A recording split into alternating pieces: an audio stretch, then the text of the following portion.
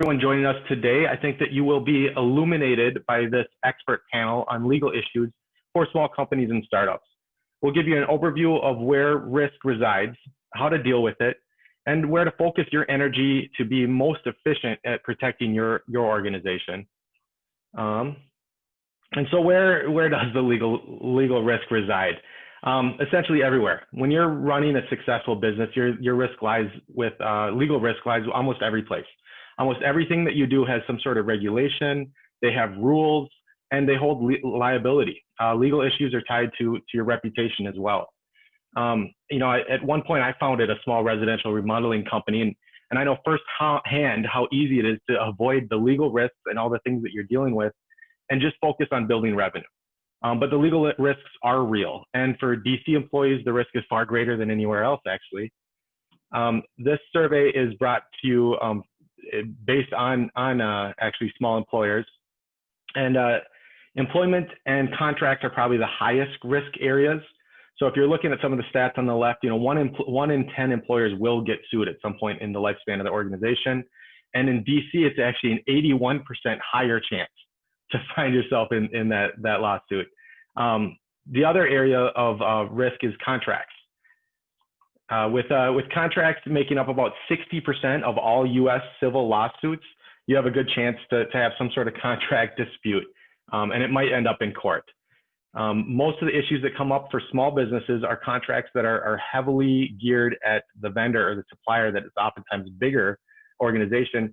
Smaller companies sometimes feel like they can't negotiate and they can't change and ask for things that are more comparable to what they need.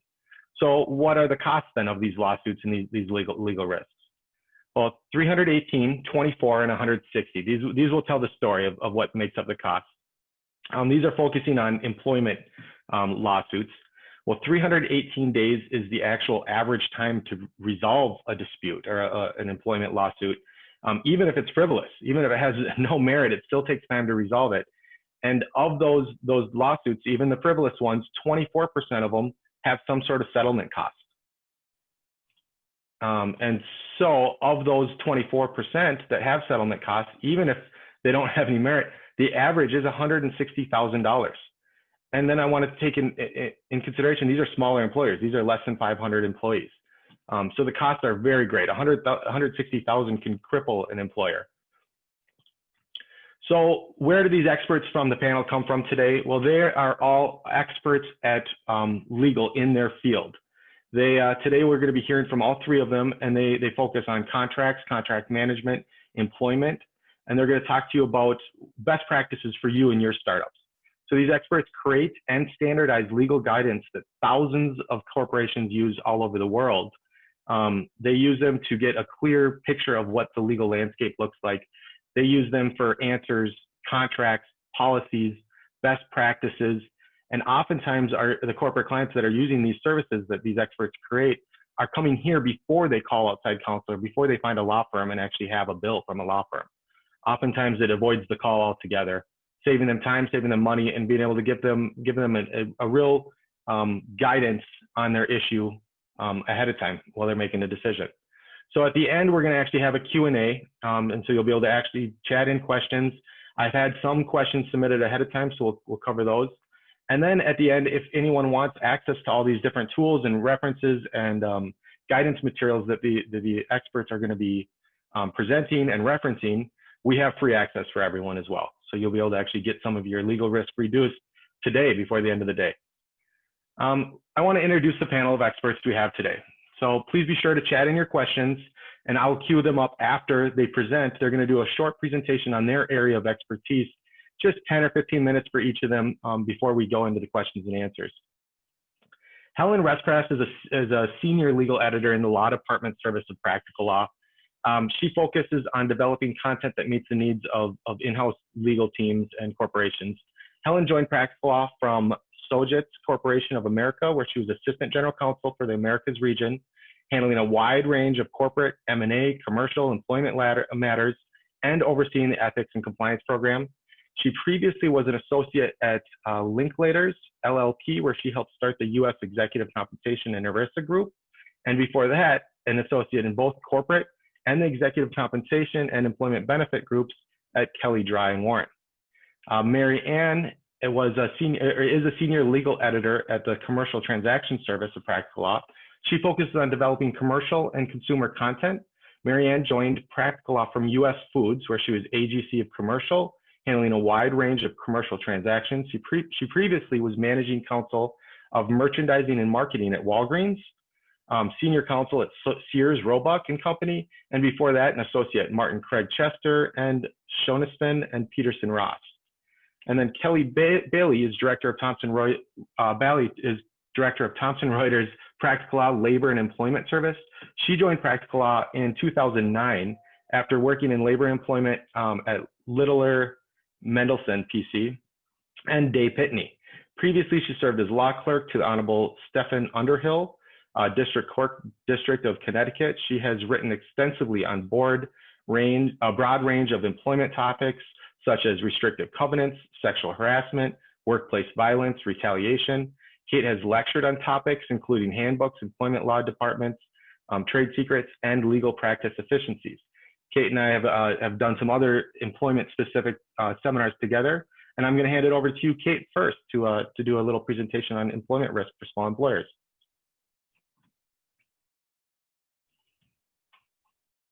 Oh, you might be muted here. I'll make sure you're unmuted.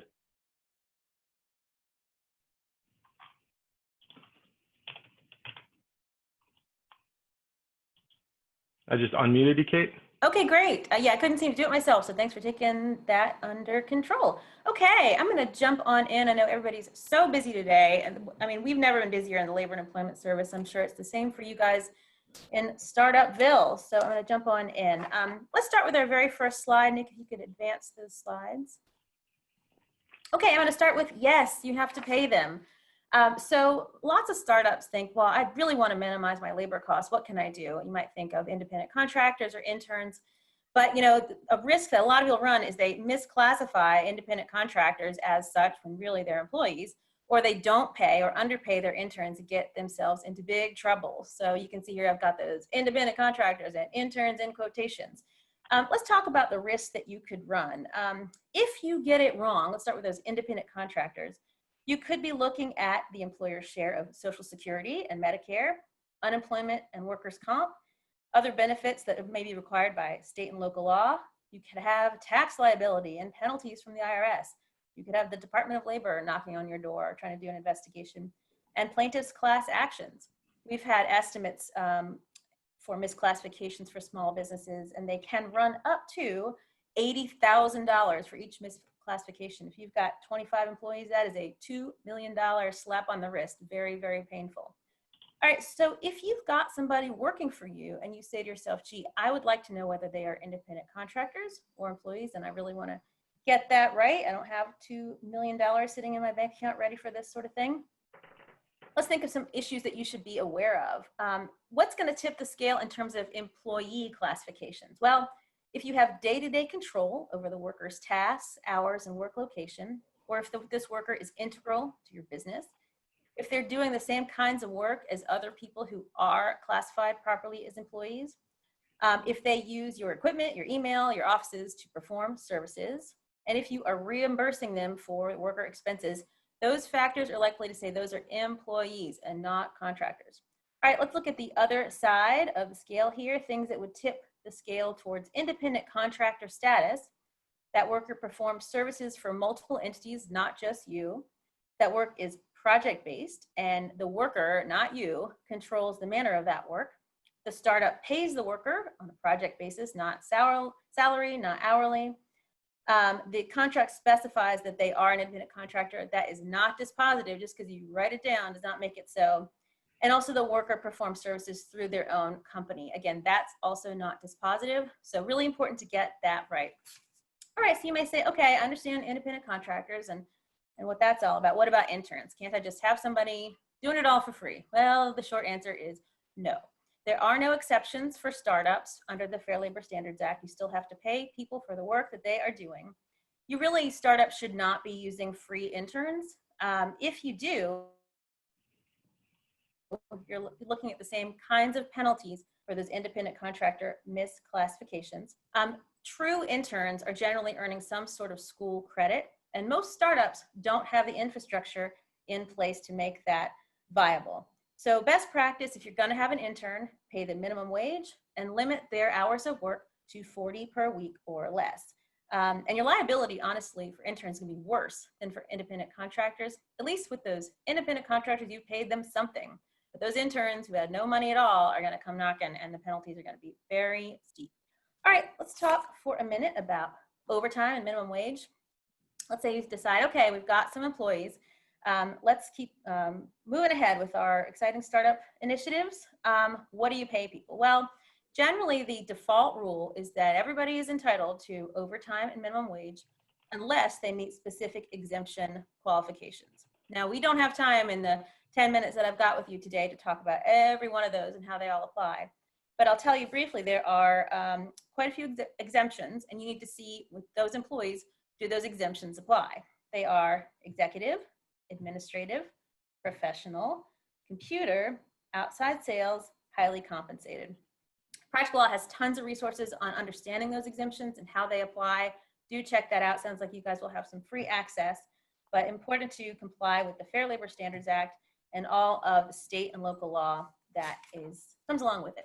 Okay, moving right along at a quick pace here. Let's go to our next slide, Nick. Okay, this slide is called Write It Up. And by that I mean there's so much written material that you really need to consider as you're launching your startup and getting going. First of all, don't rely on handshakes for setting expectations with co-founders. Maybe we don't do handshakes anymore in the COVID era, but you know what I mean, fist bumps, whatever. Gotta write it down. You gotta set those expectations. It's easy to misunderstand what people expect about roles and obligations. Make sure that you're writing it down, and in those written materials, make sure you're enumerating equity, time-based vesting. Often that is required by investors anyway. Make sure you understand severance issues and restrictive covenants. And if you're going to write employment agreements, make sure you regard those with the severity with which they deserve. We've got some great models to think about on the Practical Law website. Okay, policies and procedures. Lots of startups want to know, do I need a handbook? Well, the true answer is, ideally, yes, but it's sort of last point on the to-do list for most startups. So what do you do if you just want to have the bare minimum? Well, this is more of an art than a science, but at minimum, you really should have an at-will policy that says generally you don't have a contractual right to your job, that you really are an at-will employee. It's going to preserve some rights that employers generally have. You're going to want to have an EEO policy that says we do not discriminate. That is the policy of this company. That's going to help you put your best foot forward if you find yourself in litigation. Anti-harassment policy, especially in this day and age, important to articulate as a company that you don't tolerate harassment and harassing behaviors. An accommodation policy for disabilities and religious accommodation, make sure that you're compliant there and articulating to your employees that you are. And then sick leave, figure out what it is that you are covered by depending on the size of your company and make sure that you're compliant with it. Now, sick leave is in a state of flux right now, big time. The FFCRA is an amendment to the Family Medical Leave Act that's in effect till the end of the year. Depending on the size of your company, you may or may not be covered, but also state and local laws on paid, sick, and family leave. Important for you to know about those. We have great charts. We're updating them all the time. Take a look while you can through Practical Law. Okay, moving along to protecting that important intellectual property. So many of you all have important, vital, absolutely crucial information that is necessary to get your startup to be successful. And how do you protect it? It's important to balance the competing interests between your IP and your need to protect it and making a space and an opportunity to welcome good talent, because people are not going to want to have these very strict policies. They're going to want to see that you are an employee-friendly environment as well. So how do you protect that information? What are the tools in your collection here? You can have a non-compete, a standard non-compete agreement. You can have a non-solicitation agreement or provision that says, please don't go out there and steal my clients, steal my employees. Confidentiality, either policies or agreements. And finally, assignment of rights. Important to remember here that states vary dramatically about enforcement of those non-competes. For example, in California, essentially unenforceable, whereas other places, New York, enforceable under certain circumstances. Again, Practical Law, lots of great resources on all that good stuff. And finally, on this slide, I've got document. And what I mean by that is there's so much to be done, so many pieces of paperwork in the startup puzzle that I wanted to highlight. I'm not going to have time to cover every little piece. So let's talk about some of the pieces of that big fat puzzle. You're going to need initial registration as an employer. So your employer ID with the IRS. You may need state registration, check state law on that. You're going to need a form W-4 for all those employees. You're going to need some sort of process for payroll administration and taxes. You may want to get an outside provider for that complicated work.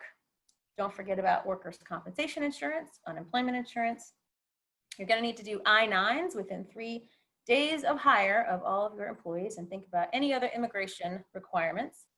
For any background checks, make sure you're compliant with the Fair Credit Reporting Act.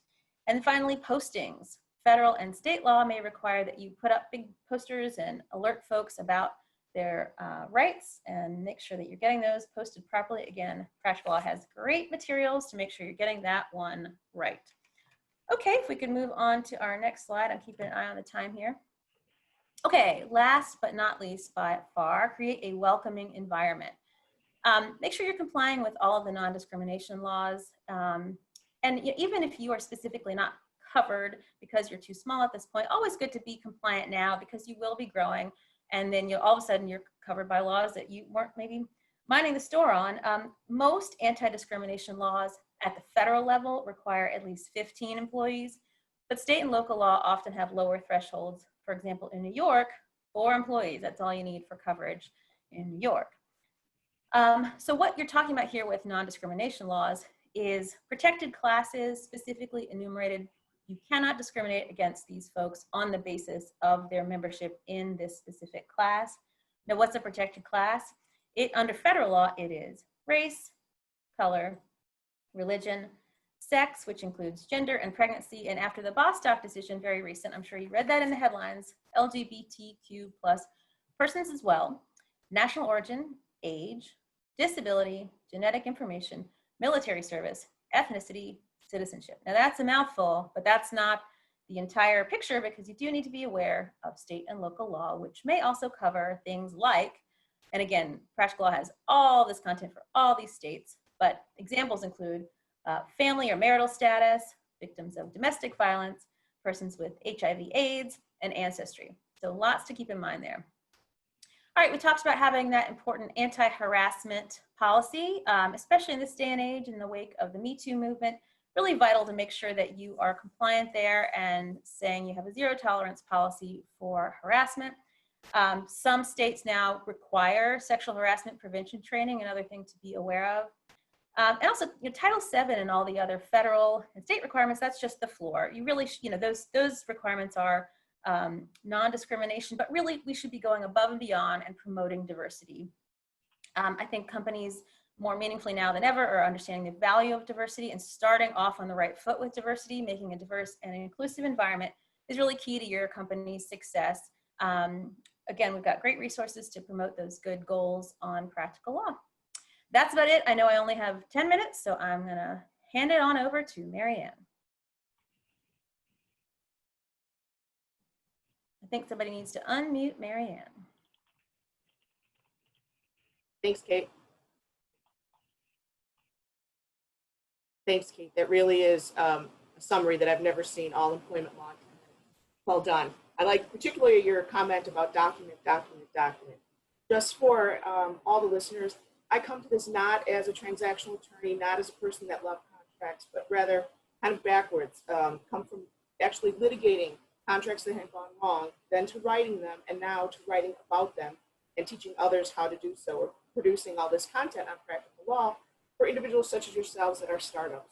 I know very well that, a bio, you see that I come from large companies. I always sought out the cowboys, the entrepreneurs, the ones that wanted a new store format, a new product, something new. So for years, that's who I've represented, not always looked favorably upon in corporate America, but those were the fun ones. I like the outliers that, think a contract could be a text and things like that. So I'm going to come to you today with that perspective on some of these. So if you hit the next slide, I'll tell you 3 things that I've boiled down in my long career here, and it has nothing to do with legal advice. These are things that have come from clients and individuals such as yourselves. If you can keep these 3 things in mind when you're going to look to a contract and focus on this, you should be in pretty good shape. The first is that you have to ask the right questions. That is the most important thing. Now, how do you know what the right questions are? I don't know what the right questions are. I have to ask the persons that's starting up the company what their goal is, what they're trying to do. And the questions will be numerous and seem to go on forever.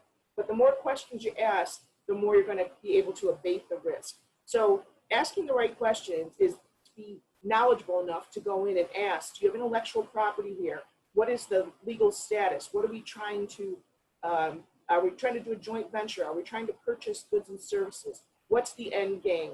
So you just have to ask multiple questions. If you look at practical law, we have something called a checklist that will literally give you the questions to ask. I've used it as a cheat sheet walking into meetings where you can look on your phone and get a handheld synopsis of what the legal issue is or what the area that you're looking for is. So it's really handy in that way. So the next any lawyer is going to tell you is to manage the risk. When I look at a contract as a litigator, not as a person that's writing the contract or as a transactional attorney, I always look at 2 clauses. All I really care about is indemnification and insurance. Now, we could spend an hour on indemnification alone. I've spent weeks on indemnification, but that's what you'll learn when you have to get into that. Those 2 provisions alone will manage your risk. It also depends on what your risk tolerance is. I can assume this audience, being entrepreneurs, startups, new businesses, has a pretty high risk tolerance. So depending on what your risk tolerance is, you'll be able to gauge what your insurance and indemnification provisions in a contract will be. Those will pretty much set out how the damages are going to be paid for. So always manage the risk. There's risk that's not just litigation risk. There's risk to your company. There's reputational risk. There's other risks that anyone that's going to help you with this new startup is going to ask you about. And the best piece of advice that I ever learned was from a client long ago, and pulled me aside and said, listen, you can put me into any contract you want, but I'm going to find a way out of it. So I want to just tell everyone to prepare for termination. You want to anticipate how you're going to end the relationship. You're going to want to anticipate if you need another supplier in the wings. You want to know if you're going to have smooth transition with the person or the company that you're terminating the agreement with. So that goes for big suppliers, small suppliers, employees. If you find a way out, it's going to be much easier. So again, just like I come to this backwards from litigating to writing contracts, now writing how to write them and giving people the know-how, come to your contract or your scenario backwards. Figure out how you're going to get out of it, see what your risk tolerance is, and then go into asking the right questions. So in legal terms, to sum up this slide, asking the right questions, that's all about due diligence. Practical Law has resources on what due diligence is, what questions to ask in various areas. Again, from intellectual property to what the capital structure is, to the labor employment questions, to how the executive media or executive compensation is set up, and what your social media policies are. The big area you want to focus on that you might not think about is your data, where you're storing your data, who you're storing it with, can it be breached, requirements that you have. And again, just like Kate said, this is not just the federal level. Practical Law has a jurisdictional practice that will look at the state level for all these regulations and how they affect the business that you're trying to set up. So, and that due diligence is what you're going to use as a legal term. And preparing for termination, obviously, you're going to look for a termination clause, you're going to look for transition, and then have some practical steps for your business for how you're going to wind up. What are you going to do with excess inventory? Is it going to go on the gray market? How are you going to get that service provider to give you the data that they've received? How are you going to get that information back? How are you going to protect the confidentiality of it? All those agreements are going to be here, and you're going to have access to it once you can get to the free trial. So I would poke around in it. It's fantastic legal information, and it's business information as well. So if we go to the next slide, these are just some of the resources that I picked up today, knowing that the audience was going to be interested in startups, new businesses, and new products. What we really focus on when we talk about startups. So before I go into each of these resources just a little bit, I just want to give you a big picture of the type of products, the type of documents you'd actually look at when you log in. You're going to see that we have something called a toolkit. A toolkit is literally the big box that Kate just described. Everything that she just described is going to be put forward with a hyperlink, and you can click on that. So that is like the best way. It's your roadmap to follow what you need to do, especially for a startup. It's a roadmap to everything you need to do. It'll have subsections to the different agreements under each one of those topics. Another type of document that we have in practical law is a practice note. It's a kind of lawyer's know-how on how to do something. It's going to be short, it's going to provide your general information, and it's kind of like your Wikipedia to what that particular topic is. Finally, we have a standard document. Those are your legal forms. Those are what I write in particular, and it will not only give you the document you need with areas that need to be filled in to be fact specific, but it'll give you drafting tips and things to think about, kind of like the lawyer sitting over your shoulder telling you, maybe you need to do this, maybe you need to investigate that, or talk to your attorney about this specific issue. So it's really helpful. And I just want to mention two other types of resources: standard clauses, which are clauses you can plug and play into these documents I just told you about. And finally, my personal favorite that I would start out with if I were you, it's a checklist. It literally will tell you what to do when. I think it's analogous to having not only your grocery list, but for someone that wrote out your grocery list and tells you what aisle, what shelf, what to buy, what the price should be, and how to check out. I mean, it will literally get you through the entire process. So those would be what I would really focus on as I jump into this resource and give it a spin. So I think that that would be most helpful. I want to mention a couple things. These resources, it's unique because this is the only service that will keep these resources up to date. All of us are tasked at not only writing these resources, but at least on a minimum of an annual basis, going in, refreshing these resources and updating the certain particular law. Now, if there's a large event in any, any legal update, we go in and we do something called interim maintenance. That means right then and there's a change in the law. The resources are being changed as well. There's 300 of us going into several different documents, updating what needs to be done right away. So you can count on these. They're not stale, they're active and live documents. And then I want to talk about something that's been really key this year and everyone on the team has contributed to, and that's something, our COVID-19 Tracker. So all of our legal resources, whether it's in Kate's area of employment, Helen's in law department operations, contract management, my area of general commercial, or any area whatsoever, the effects of what's happened have been reduced and put into any COVID information has been put into these documents. And there's a map for all things COVID that you might need to look at that you wouldn't think about changing because COVID's changed. But it's really a handy resource.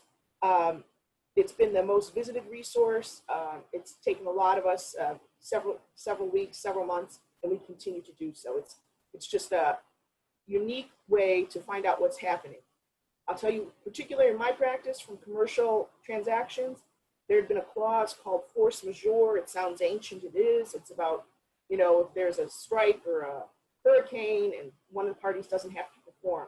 Well, for the first time in my career, and probably for the first time in several decades, there's been substantial changes to a force majeure clause. So we've gone in and changed all the force majeure clauses in all of our agreements specific to that agreement. So right there, if you look at a checklist, you look at a startup toolkit, or you look at our COVID-19 trackers, it's the best thing that you could do for your own edification, for the startup, and for figuring out those three principles that I go back to, which is back to ask the right questions, manage the risk, and have a way to get out of it. So those are the best pieces of advice I can pass along to anyone starting up or trying a new product or trying to develop something, and how you can use this tool to either figure it out for yourself, to ask your attorney the right question, and to avoid some legal costs. So with that, I'm going to turn it over to Helen. Thanks.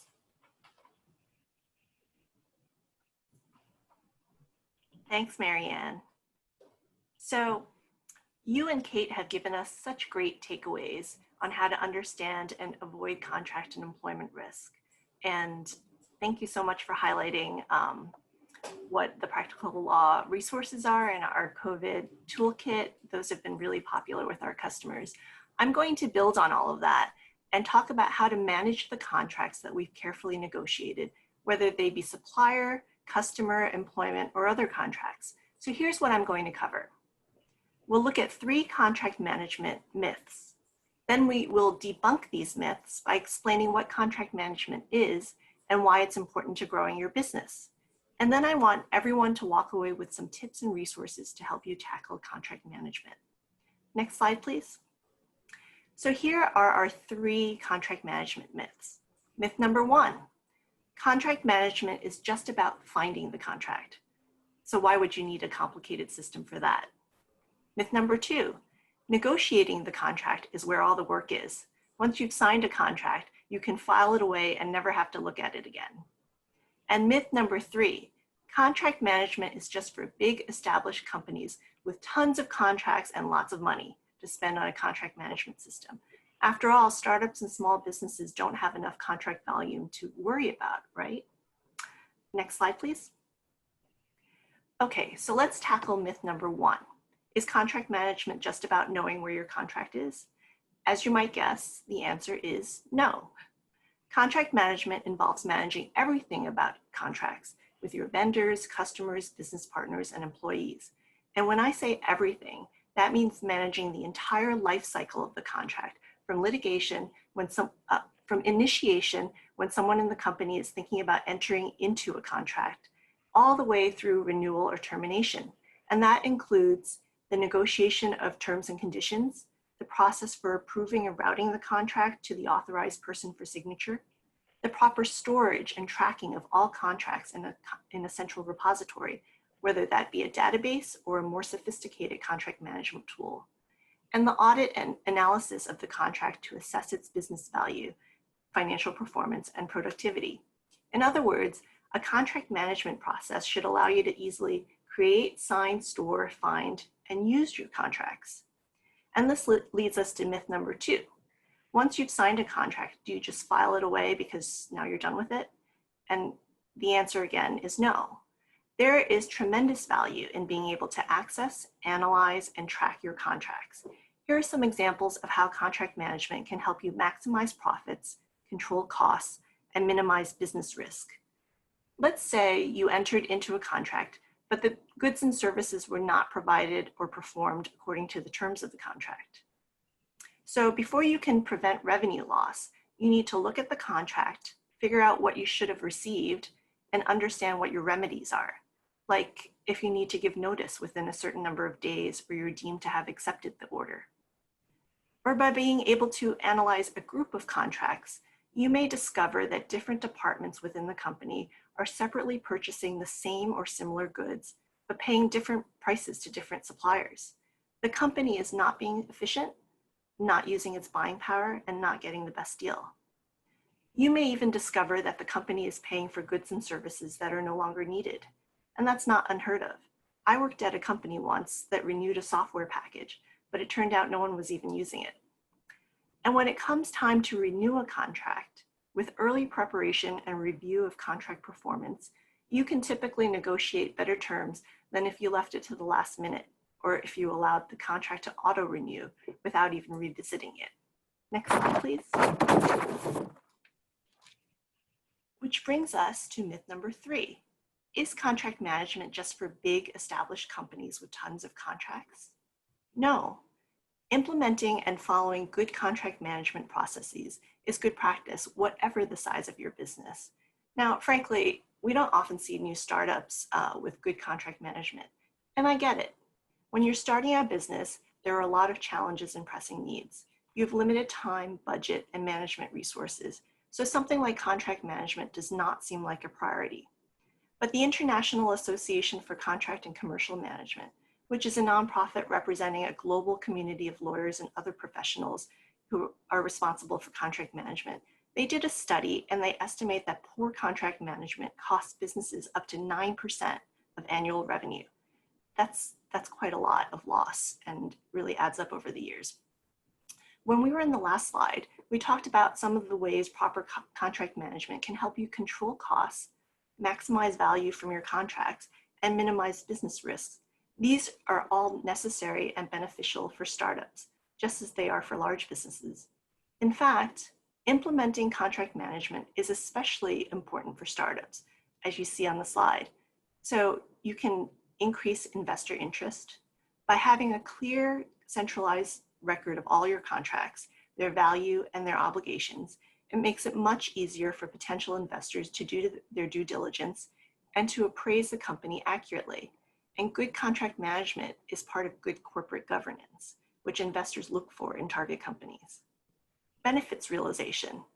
A KPMG study found that as much as 40% of negotiated benefits are never realized in contracts. In startups, where operations can be chaotic, the risk of this happening increases. Having a process in place that prompts timely action and follow-up is crucial to getting the full benefit of what's agreed. Minimize business risk. This is essential for businesses of any size, but particularly for smaller businesses where there is generally less financial cushion to weather a crisis, like when suppliers fail to meet their obligations or something like a global pandemic occurs.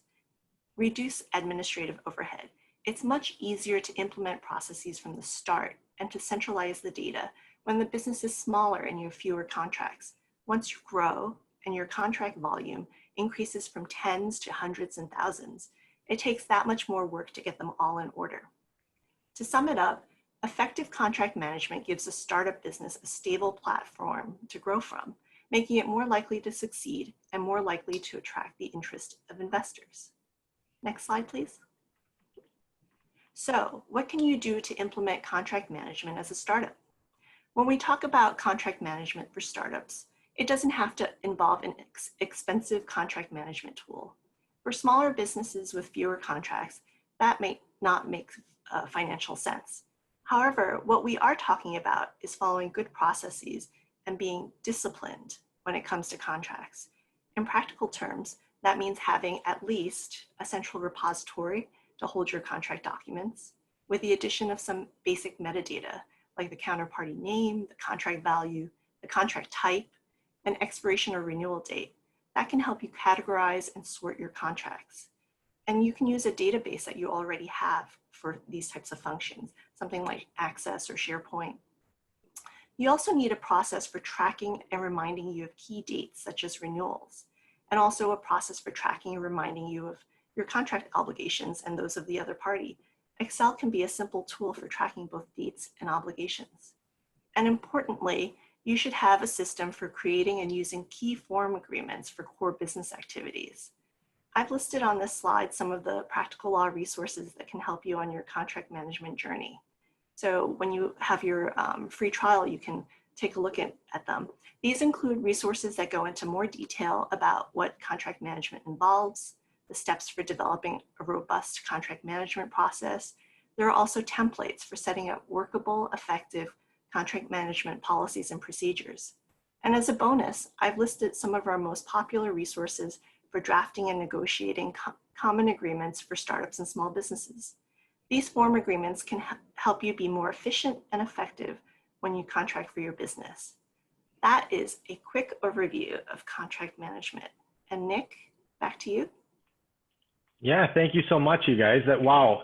If I was taking notes for my small business right now, I would have filled an entire notebook and I still wouldn't have felt complete enough. Luckily, we have everything that you guys mentioned and covered. I'll record it in Practical. I'll record it on this call so people can review it again if it's released by DC Week. But now we do have some questions. And the first one I was going to ask, and I don't know if someone wants to pick this up, Marianne, Helen, maybe Kate, when you're looking at which state governs the contract, right? Which venue you're going to use for your jurisdiction on the contract if there is an issue. Are there any areas that you would look at, or any comments that you have on what to look at on pros or cons of having it in New York or Texas, or where your company is, or where the vendor might be? I can pick that up coming from a national perspective, a national retailer with 8,500 stores in every state, and Colombia, Puerto Rico. You know, you always try to get a home field advantage, right? So whatever state you're familiar with, where your company is the first state you try to pick. It also has to do with the negotiating leverage between the parties, who really has the upper hand. And then there's always a default position that most contract attorneys rely on, and that is, let's pick a state that we all know what the law is. That's going to be Delaware. So first you try to get in your home court, wherever you're located. Then you try to pick some mutual state that everyone's familiar with, and that's going to be Delaware. And then there's a third category of what state law you want to govern. And it's not that that state law is going to be more friendly to the one party or the other. It's just that that state law is going to be the most vanilla or the most white bread of state laws that everybody's going to understand. It's not an outlier.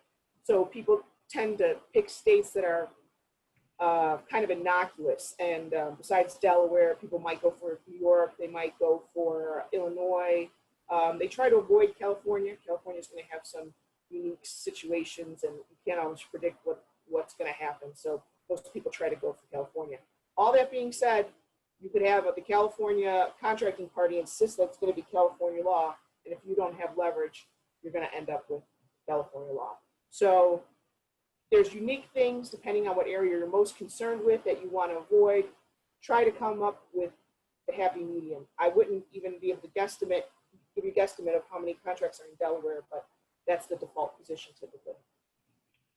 Perfect. And then a follow-up, I know this might be also for you, Marianne, is it was a question on setting up. Sorry, let me pull the question again. So you have two founders, right? One of them is the expert in IT and develops a lot of that IT proprietary type, value. And then the other one is the business manager, the salesperson. They're both growing the company together. Is there anything that you recommend contractually that they can put into place, agreements, conversations they can have to protect the one that doesn't have the IT background, that just is sales, in case they feel like they could just be replaced at some point once the company grows? So I can start an answer, and maybe Kate or Helen can chime in. The reason I hesitate is I just want to make it clear too with my previous answer. We're not giving legal opinions here, right?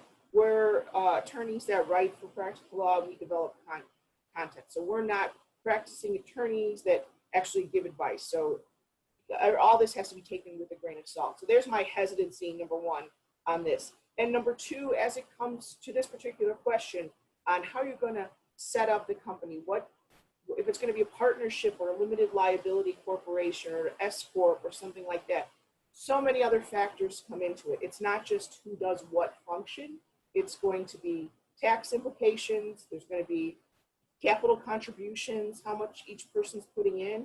But I can tell you that our corporate practice will have all the forms and what you have to consider when you're getting into this business relationship, what legal protections might be in place as to who contributes what, who owns what percentage of stock, and who has what rights. That's my overall kind of 60,000 foot view on this one.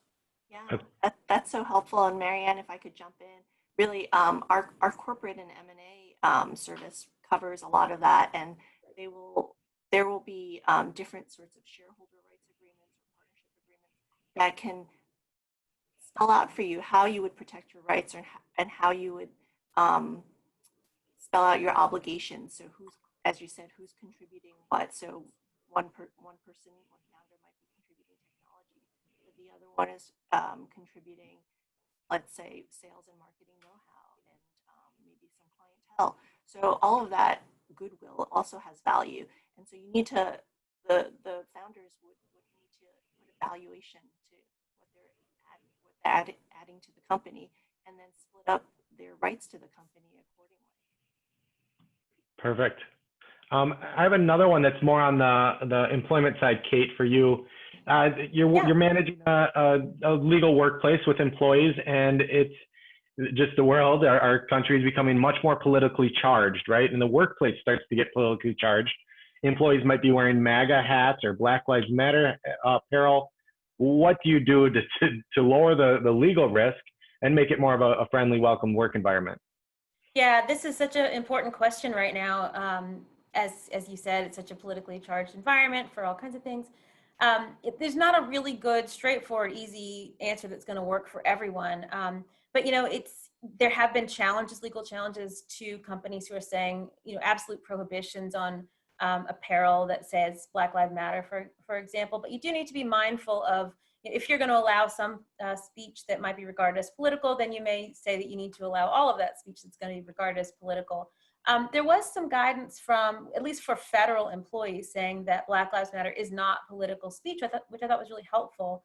I don't know that you can per se apply that to the private sector, but I thought that was a really interesting, relatively new development. There are some states that prohibit discrimination on the basis of political affiliation or political displays. So you do need to check state law. I think the other thing to note, though, is you can create a policy and articulate your level of tolerance for political speech in the workplace, but you do not need to tolerate in any way something that could be regarded as hate speech or threats of violence. It's important to know the difference, because that is something that employers absolutely can 100% prohibit. And, you know, sometimes these heated conversations can be, can turn into something more along those lines. We've seen that arise. So just make sure that you're understanding the difference between political speech, which is perfectly generally fine, and things that turn into be threats of violence, which you cannot tolerate in the workplace. Perfect. Another one, Helen, this one probably is more in your field. So they already have a simple way of managing contracts. What kind of triggers, or how do they know when they need to take the next level and really make more of a formal process or system? Sure. So one way you do it is to check if you need an upgrade by doing an audit. And you audit your current contract management process to see if it's doing what it should be doing. Check if your contract management process effectively manages all the different stages of contracting that we touched on. So everything from contract initiation to drafting and negotiation, approval, execution, retention, performance, analysis, renewal, and termination. So for example, check, do you have up-to-date templates that make drafting more efficient and negotiation more favorable for your company, especially for your most common contract types? Is there a clear, consistent process to get contracts approved and signed? Are there bottlenecks that cause delays? Can your contracts be easily accessed by staff who need them? Where do you house your relevant documents? And are you complying with contract terms? Have you failed to comply, missed deadlines for performance or payment-related obligations? Are you getting the information you need to compare your contracts and negotiate better deals? Can you easily generate reports to support that motion? What contracts are you maintaining that are no longer useful for your company? When you answer these questions, you can identify the hiccups in your current system, put a value on those issues, and then decide if you need a new system to overcome them. I think my sound was a little spotty. Anything that I need to repeat there? No, some of it tailed off as you're answering, but I could hear it. Hopefully everyone could hear most of it. It sounds like for each of those questions that you ask, it's not like it's an all or nothing, like a flip on a switch, all of a sudden I have a contract management system or I don't. It sounds like there's portions that you can add to the contract management system as you're growing. Yeah, absolutely. And you have to look at your budget. So sometimes there are things that are not as important as others for where you are, and you might want to invest in certain systems based on that. Perfect. We do have short time left. I am going to show you guys all how to get access to Practical Law.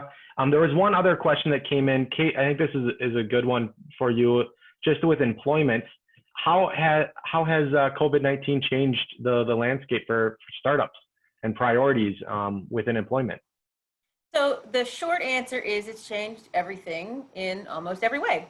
Not to introduce so much more confusion towards the tail end of this thing, but maybe that's a good jumping off point to say that Practical Law has great content on what COVID-19 has meant for the employment setting.